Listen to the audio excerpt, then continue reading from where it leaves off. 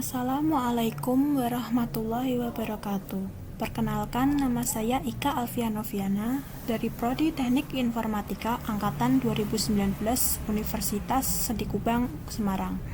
Di sini saya akan membahas 3 soal dari mata kuliah Sistem Operasi yang diampu oleh Bapak Trianto Eskom Mkom. Di sini kita akan membahas 3 soal. Yang pertama, bagaimana bentuk interaksi antara sistem operasi dengan pengguna atau user? Yang kedua, apa yang harus Anda lakukan jika di pojok kanan bawah pada sistem operasi ada notifikasi Allow Disk Space? Lakukan penanganannya dengan menggunakan video dengan cara dipraktekkan. Yang ketiga, apa yang Anda ketahui dengan Disk Management System yang ada pada sistem operasi? Jelaskan dengan menggunakan video dan praktekkan penggunaan Disk Management System. Di sini saya akan menjelaskan persoalan yang pertama. Bagaimana bentuk interaksi antara sistem operasi dengan pengguna atau user? Bentuk-bentuk interaksi yang pertama, direct manipulation, yang kedua, menu selection, yang ketiga, form fill-in, yang keempat, command language, dan yang kelima, natural language. Direct manipulation yaitu interaksi langsung dengan objek pada layar sehingga aktivitas yang dikerjakan oleh komputer ketika pengguna memberikan instruksi langsung yang ada pada layar. Misalnya, delete file dengan memasukkan ke trash, drag and shop. Menu selection, memilih perintah dari daftar yang disediakan. Misalnya, klik kanan dan memilih pilihan menu yang dikehendaki seperti copy, paste, cut, dan lain-lain. From fill-in, cara sebuah sistem untuk meminta data atau informasi dari user memberi petunjuk pada user untuk mengisi dan melengkapi data pada bagian-bagian yang telah disediakan oleh form. Contoh, stock control. Command language menuliskan perintah yang sudah ditentukan pada program. Contoh, operating system. Natural language, gunakan bahasa alami untuk mendapatkan hasil. Contoh, search engine di internet. Kemudian ada kelebihan dan kekurangan direct manipulation. Kelebihan, yang pertama, waktu pembelajaran singkat. Yang kedua, feedback langsung diberikan pada tiap aksi sehingga kesalahan terdeteksi dan diperbaiki dengan cepat.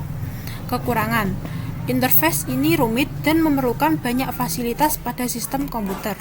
Yang kedua, cocok untuk penggambaran secara visual untuk satu operasi atau objek. Kelebihan dan kekurangan menu selection. Kelebihan yang pertama, user tidak perlu ingat nama perintah. Yang kedua, pengetikan minimal. Yang ketiga, kesalahan rendah. Kekurangan yang pertama, tidak ada logika AND atau OR. Yang kedua, perlu ada struktur menu jika banyak pilihan. Yang ketiga, menu dianggap lambat oleh expert user dibanding command language. Kelebihan dan kekurangan form fill-in. Kelebihan, yang pertama, masukkan data sederhana. Yang kedua, mudah dipelajari. Kekurangan, yang pertama, memerlukan banyak tempat di layar. Yang kedua, harus menyesuaikan dengan form manual dan kebiasaan user.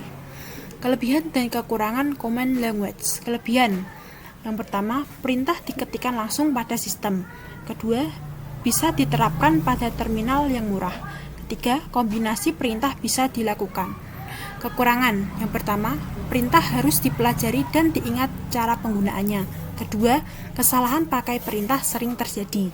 Ketiga, perlu ada sistem pemulihan kesalahan. Keempat, perlu kemampuan magnetik. Kelebihan dan kekurangan natural language. Kelebihan, pertama, perintah dalam bentuk bahasa alami dan kosakata yang terbatas atau singkat. Yang kedua, adanya kebebasan dalam menggunakan kata-kata. Kekurangan, yang pertama, tidak semua sistem cocok menggunakan tipe ini. Jika digunakan maka akan memerlukan banyak pengetikan. Kedua, sulit perancangannya dan tidak efisien. Sekian itu tadi yang dapat saya jelaskan dari permasalahan yang pertama. Kemudian kita akan lanjut pada persoalan yang kedua. Apa yang harus Anda lakukan jika di pojok kanan bawah pada sistem operasi ada notifikasi Allow Disk Space? Sebelumnya, saya akan menjelaskan apa sih low disk space itu.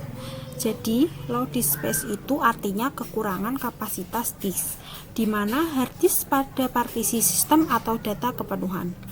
Maka, jika hard disk penuh, maka akan muncul pesan low disk space pada bagian bawah kanan bawah sini, di mana sistem akan menyalin sistem restore point pada hard disk Anda, tetapi karena sudah tidak ada lagi tempat untuk menyalin, maka akan muncul pesan tersebut. Selain itu, hard disk yang terlalu penuh juga dapat memperlambat kinerja komputer yang kalian gunakan. Cara mengatasi masalah tersebut cukup mudah, dengan cara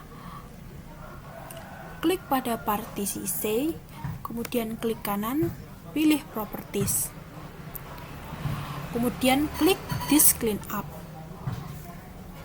Di sini akan muncul beberapa icon-icon ya.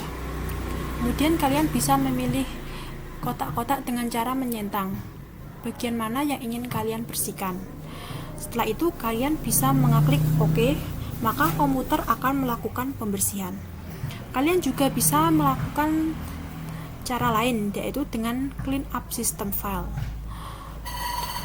Maka akan muncul peringatan untuk memastikan apakah Anda akan membuang restore point yang ada. Klik iya jika Anda menghendakinya, karena bila selesai Windows akan membuat sistem restore yang baru. Di sini saya tidak melakukan hal tersebut karena kondisi laptop saya masih aman-aman saja. Nah, itulah cara mengatasi masalah low disk space. Di sini kita akan lanjut pada permasalahan yang ketiga. Apa yang Anda ketahui dengan disk management system yang ada pada sistem operasi? Sebelumnya saya akan menjelaskan apa sih disk management system itu. Disk management merupakan tool bawaan Windows yang biasanya digunakan untuk membuat dan memformat partisi disk. Selain itu, kalian juga bisa menggunakan disk management untuk memperkecil dan memperluas ukuran partisi, mengubah huruf drive pada partisi, menentukan huruf drive pada partisi, membuat attack dan detect virtual hard disk.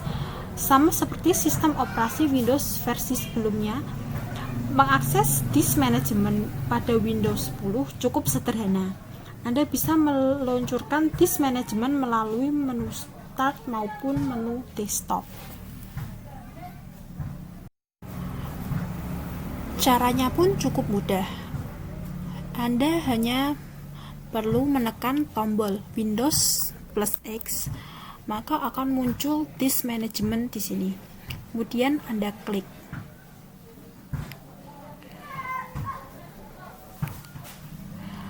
Nah, di sini sudah muncul disk management.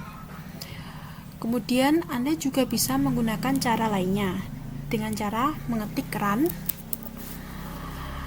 Lalu kita klik, tuliskan disk management seperti ini, kemudian klik OK. Maka di sini akan muncul. Kalian juga bisa mengubah tipe-tipe di sini, seperti memperkecil dan memperluas ukuran partisi, mengubah huruf drive pada partisi, menentukan huruf drive pada partisi, membuat attack dan detect virtual hard disk. Sekian yang dapat saya sampaikan mengenai disk management. Semoga bermanfaat untuk kalian semua. Terima kasih. Wassalamualaikum warahmatullahi wabarakatuh.